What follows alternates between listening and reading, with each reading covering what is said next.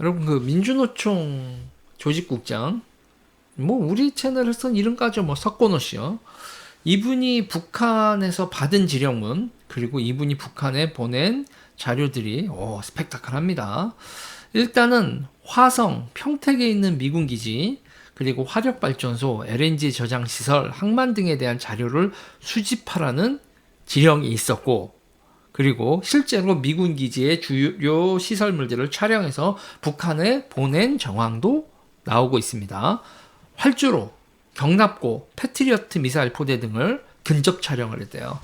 무슨 구글에서 긁고 이런 게 아닙니다. 구글 어스 이런 거로 긁은 게 아니라 가서 직접 근접 촬영을 했다는 겁니다.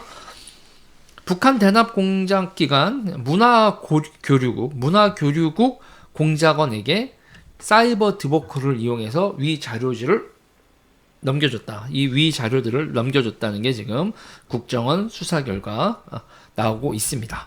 자, 그리고 또 이 지령문 내용 보니까 일본 후쿠시마 오염수 방류하는 거 있잖아요. 그 방사능 어쩌고 저쩌고 그거로 선동하라 이런 내용이 있고 일장기 화형시켜라. 반일 선동하라는 내용이 있고요. 진보당을 장악하고 원내 정당화해라. 다시 국회의원을 배출하라. 이런 지시도 있다고 합니다. 거기다가 양경수 민주노총 위원장을 지지해서 민주노총 위원장을 만들어라. 이런 내용이 있었다는 거예요. 얘네들 뜻대로 된 게 너무 많네. 거기에 김정은 동지를 대를 이어 충성하라. 이런 얘기가 있는데 여기서 여러분 이 체크 포인트가 뭐냐면 김일성, 김정일, 김정은으로 이어지는 그 대를 이어 충성하라. 이런 거로만 받아들이면 안 됩니다. 자신의 아버지, 자신 그리고 자기 자식들까지 북쪽에 충성하라. 이런 메시지도 있는 거예요. 대를 이어 충성하자는 게. 자, 석관호 씨 같은 경우 그 아버지 석다륜 씨도 쟤들 표현으로 하면 통일운동에 매진한 양심수. 민주화 투사죠. 이렇게 석다륜, 석관호 이렇게 대를 이어서 북한에 충성하라. 이런 내용인가 확인을 해봐야 됩니다. 대를 이어 혁명의식을 고취하라. 이런 내용을 북한에 대를 잇는 게 아니라 남쪽에 대를 잇는 거. 이것도 봐야 된다는 거예요. 대를 이어 충성하자는 거 이거. 통일운동의 적장자들. 북한에 백두혈통이 있으면 남쪽에는 한라혈통이 있는 겁니다, 여러분.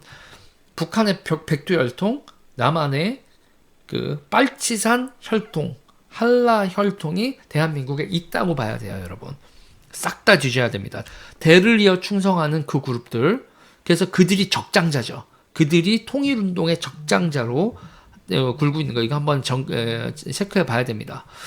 여기에 또 여러분 청와대 전기를 끊을 준비를 했다라는 거예요.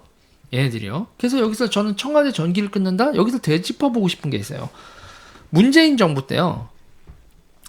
탈북자 김국성 님이, 이거 가명인데, BBC하고 인터뷰에서 90년대 초에 북한 간첩이 청와대 냉난방 기술자로 근무했었다. 이런 인터뷰를 하신 적이 있어요. 청와대 냉난방 기술자가 간첩이었다는 이 간첩설이 있는데, 여기서 여러분, 여차하면 청와대 사람들을 몰살시킬 수 있었다. 이런 얘기입니다. 여러분, 환풍기에 독극물 타봐요. 공기 중에 독극물 퍼져봐요. 싹 다 죽는 겁니다.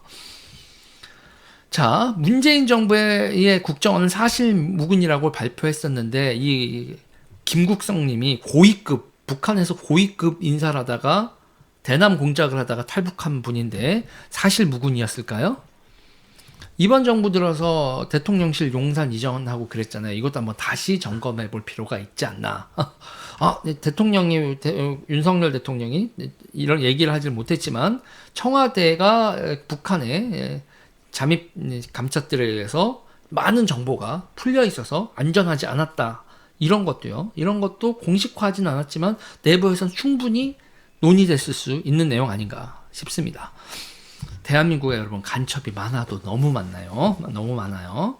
그리고 그 활동 내용도 후덜덜하고요. 자, 이번 간첩단 사건 끝까지 지켜보죠.